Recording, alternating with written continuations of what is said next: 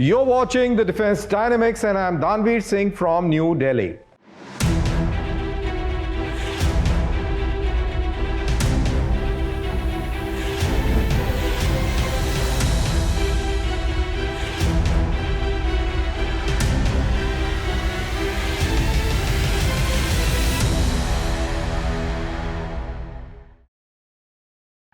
In his Independence Day address, India's Prime Minister, Mr. Narendra Modi, unveiled key defense initiatives. Initiatives that could reshape India's strategic foundations and define outcomes in future conflicts. Among them were the future defining India's Iron Dome, the Sudarshan Chakra, and building India's own fighter jet engine. He also highlighted India's push for indigenous microchips, a fingernail-sized silicon chip that can decide the outcome of war itself. And later in the show, a story of record-breaking achievement, the longest surface-to-air missile kill in the aviation history by Indian Air Force during Operation Sindoor. But first, let's take a look at the global defense headlines. The Philippines has proposed a $5.2 billion defense budget for the year 2025-26. It marks a third straight year of double-digit growth. Funds will modernize forces, with Navy and Air Force allocation rising over 80%. Milrem Robotics has fitted Ukraine's Themis unmanned ground vehicles with Buria grenade launcher RWS. Live fire trials proved accurate strikes up to 1,100 meters. Further testing will shape battlefield deployment and future upgrades. The United States has approved a potential $500 million HIMARS sale to Bahrain. The package includes rocket launchers, resupply vehicles, and GPS systems. It aims to boost Bahrain's defense and support US-led coalitions. South Korea will spend $34.3 million in upgrading Army's armored vehicles by 2029. The new systems include remote weapon stations and advanced radios. The project will enhance troop survivability and strike power. DRDO's Armament Research Development Establishment will build a 12.7 mm heavy machine gun and 20 mm helicopter cannons. The weapons are part of the Make in India drive. They strengthen India's firepower and self-reliance goals.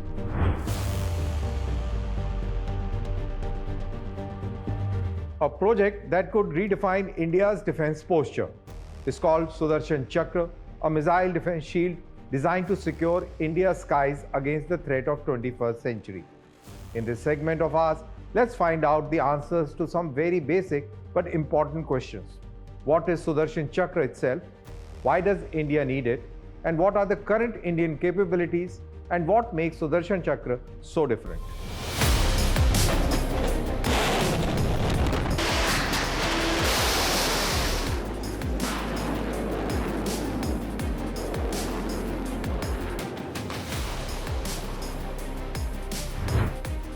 Sudarshan Chakra is envisioned as India's integrated air and missile defense system.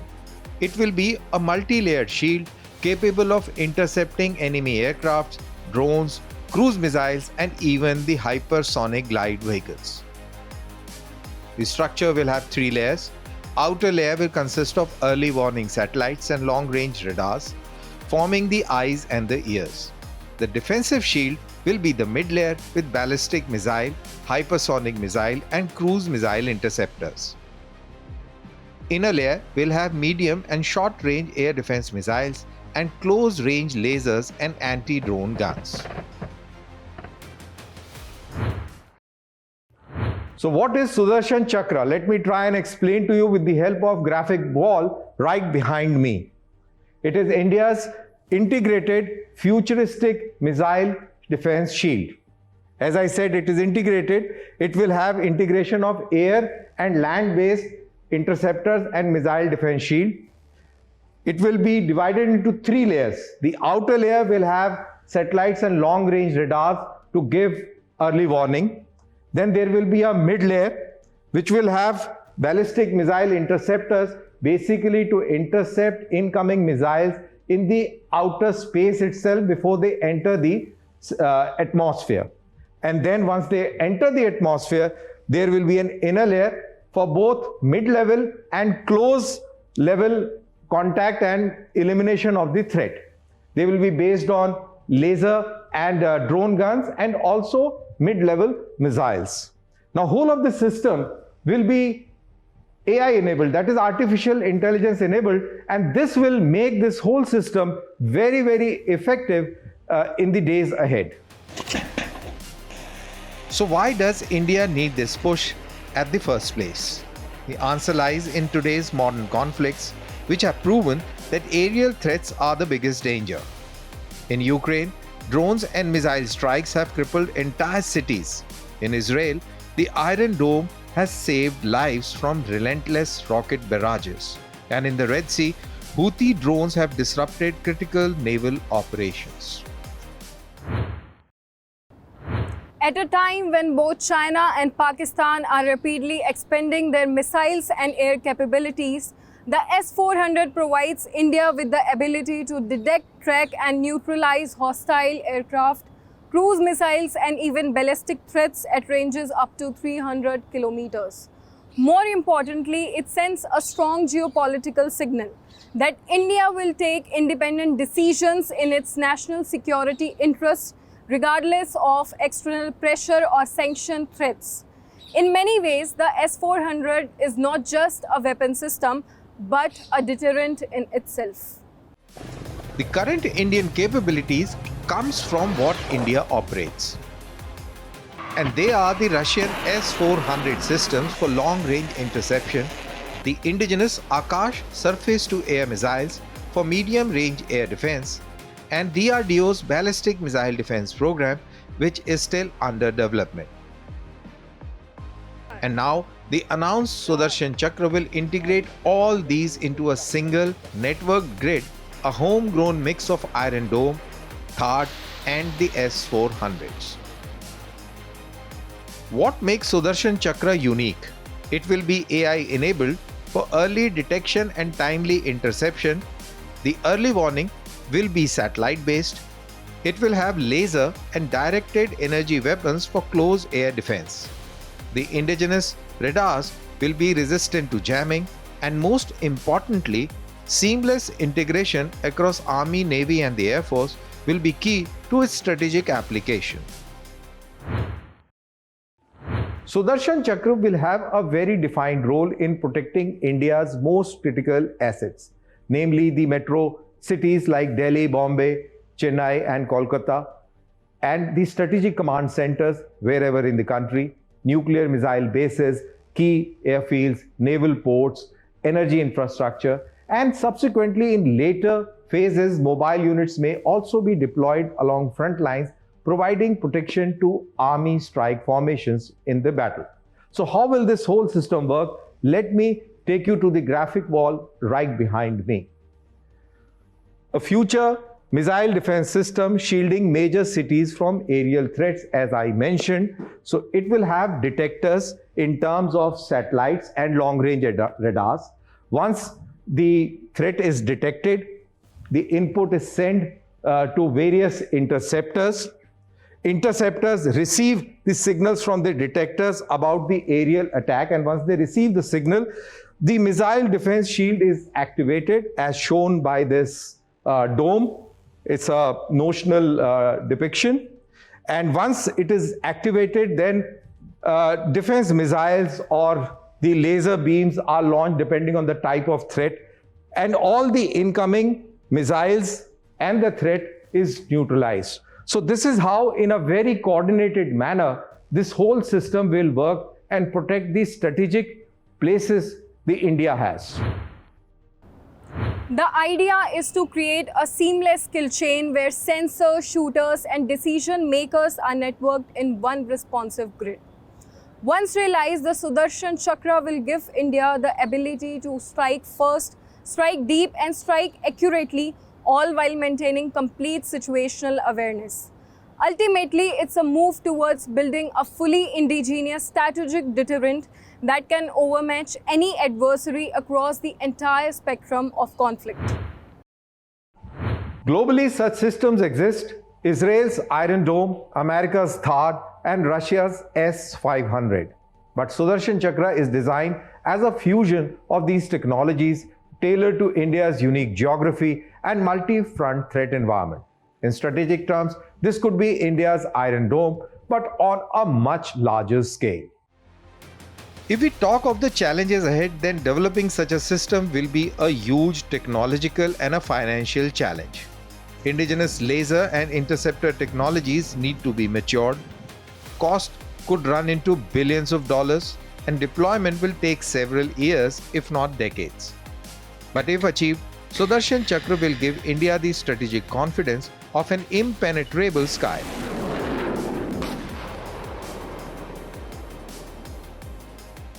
From myth to modern reality, Sudarshan Chakra represents India's determination to build a shield of its own. It's ambitious, it's challenging, but in the age of drone swarms and hypersonic missiles, it may well be the weapon that secures India's future. Fighter jets are crown jewels of any air force. Their speed, agility, and firepower captures the imagination. But what makes them fly? The jet engines. And this remains one of the toughest technologies in the world to master. For India, building fighters has been possible, but building engines, that's been the hardest challenge of all.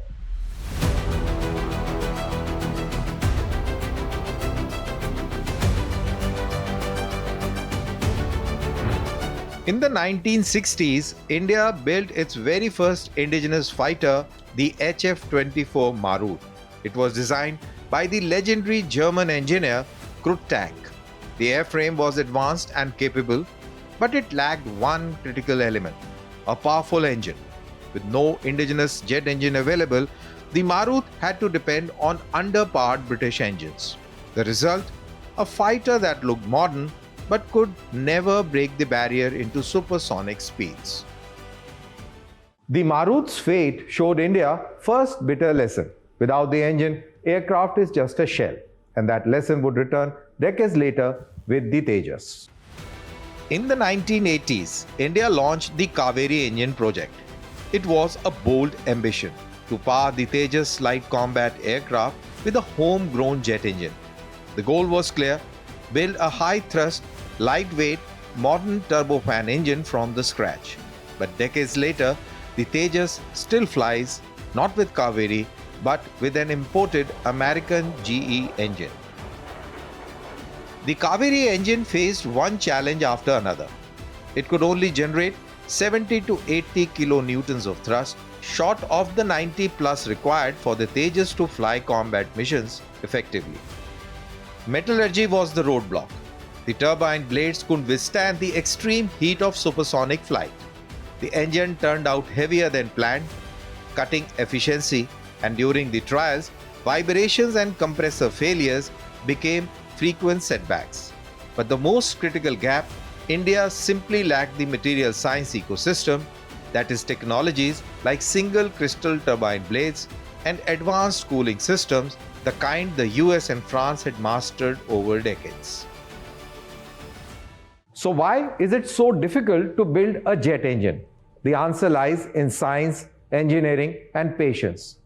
A fighter engine must run at temperatures hotter than the melting point of its own metal parts. It must deliver massive thrust while being compact and reliable. The smallest defect in turbine blades material or cooling system can cause catastrophic failure. Only a handful of nations, the United States, the United Kingdom, France, and Russia, have mastered this art. Today, India is partnering with global players, French Safran and the American GE, to co-develop future engines. The talks include powering the Advanced Medium Combat Aircraft AMCA with an indigenous or jointly developed engine. The dream is to end the dependency and achieve true Atmanirbharta, or self-reliance in propulsion. From the Marut's underpowered roar to Kaveri's tall dream, India's engine story has been of ambition and frustration. But as work continues with global partners and new technologies, the hope is that one day a future Indian fighter will take off powered by an engine designed and built in India. That moment will truly mark independence in the skies. In today's battlefield, weapons are no longer just about steel and gunpowder. The most decisive power lies inside a fingernail-sized silicon chip.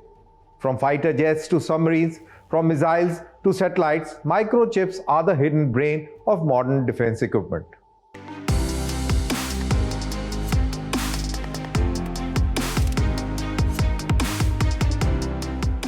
So what role do microchips play in defense? A microchip processes information at lightning speed, and in modern warfare, that speed is often the difference between success and failure. From a missile's guidance system to a fighter jet's radar to a tank's fire control computer, all rely on microchips. Without them, today's smart weapons would be blind, deaf, and powerless. Think of a microchip as nervous system of modern military hardware. Remove it and even the most advanced machines become useless piece of metal. In defense, microchips are everywhere. In fighter jets, they run the avionics, the flight computers, and even electronic warfare suits. In missiles, it is the microchip that guides navigation, locks onto the target, and take mid-course corrections. Drones, they rely on chips to process real-time video, sensor feeds, and even autonomous decision-making. In radars and electronic warfare systems, chips power signal processing, jamming, and countermeasures. And in satellites, everything from surveillance to secure communications depends on radiation-hardened microchips. India's armed forces still rely heavily on imported microchips. The global defense-grade semiconductors supply is basically dominated by United States, Taiwan, South Korea, and the Israelis. And that creates a serious vulnerability. In times of conflict, access to these critical chips could be restricted, leaving India exposed to supply chain risk. This dependency is not just an economic issue, it's a strategic vulnerability. A blocked supply chain or denied access to critical chips could cripple India's military readiness. So why are the defense microchips so different? Unlike commercial chips, they have to survive in hardest conditions, extreme temperatures, high radiation, shock, and even electromagnetic pulses. They are built for longevity. While a smartphone chip may last a few years, defense chips may remain reliable for decades. And designing them isn't just about advanced foundries. It demands deep expertise in microarchitecture and system integration, a challenge only a handful of nations have mastered. India is now pushing hard for sovereignty in semiconductors. The government of India has launched a 76,000 crore semiconductor mission to set up local fabrication facilities. Agencies like DRDO and ISRO, along with private industry, are already developing radiation-hardened processors for space and defense applications. And through partnerships with global leaders from the Americans, French, and the Israelis, India is laying the foundation for the day when defense-grade chips are made in India. In modern warfare, the microchip is as critical as gunpowder was in the past. India's challenge is to ensure that weapons, satellites, and aircraft are powered by chips made in India. Because in the wars of tomorrow, victory may depend not on the size of the missile, but on the power of chip inside. In modern aerial warfare, few moments are as defining as the 4-day conflict between India and Pakistan, codenamed Operation Sindoor. While the operation showcased India's multidimensional military capabilities, it will be remembered mostly for two major achievements. The first one, India's daring airstrike on highly sensitive Kirana Hills. And the second one, and the most recent revelation, the longest surface-to-air missile kill in the aviation history.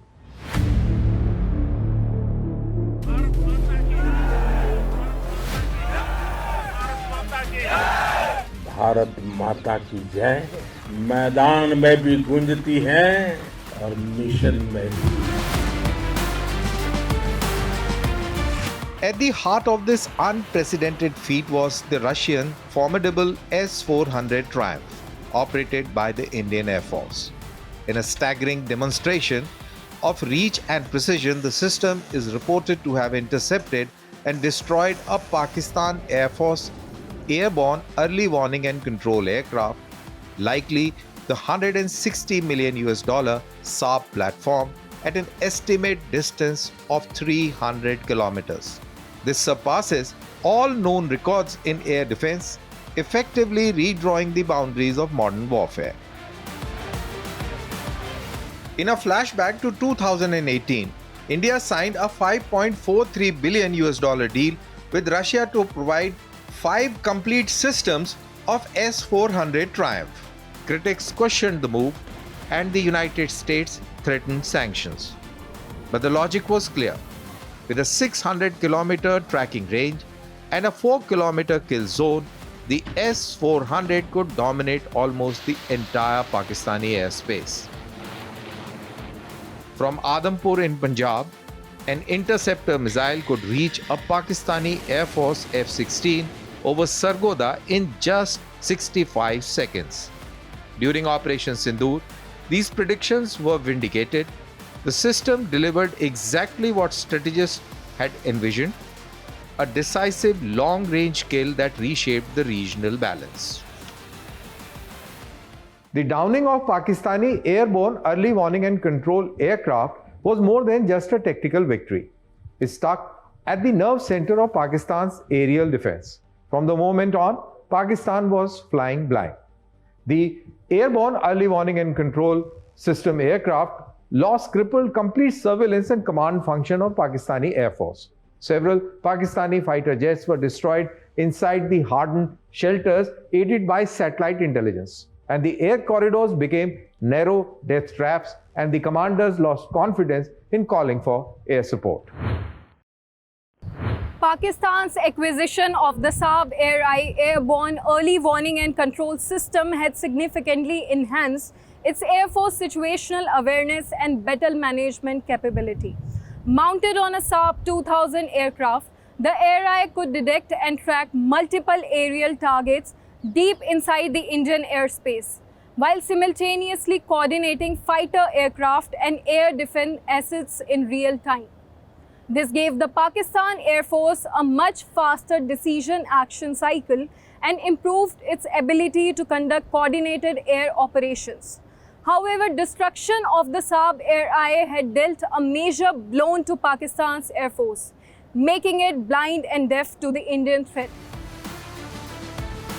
Pakistan had fielded the HQ-9, a Chinese copy of Russia's S-300, but it failed to intercept any Indian aircraft during the conflict.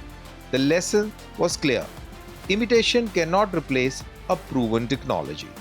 The implications of Operation Sindoor ripple far beyond South Asia. The S-400's record-breaking kill has compelled militaries worldwide to rethink strategies. Questions now loom large over the survivability of stealth aircraft and other high-value airborne platforms.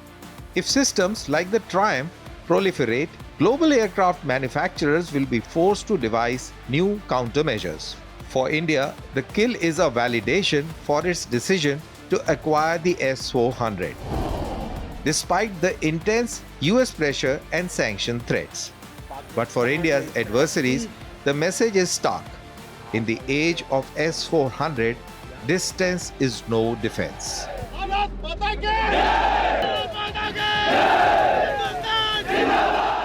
Operation Sindoor wasn't about annihilation, it was about deterrence, discipline, and demonstrating India's rising strategic dominance. The age of 300-kilometer kill has arrived. In this episode of Defense Dynamics, I have my take in India-US strategic trajectory.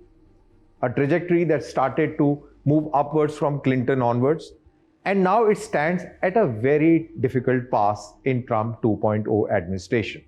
Over the last 3 decades, India and United States evolved their ties from hesitant interaction to a broad strategic partnership. Clinton administration opened the diplomatic channels despite the nuclear sanctions with his visit in year 2000.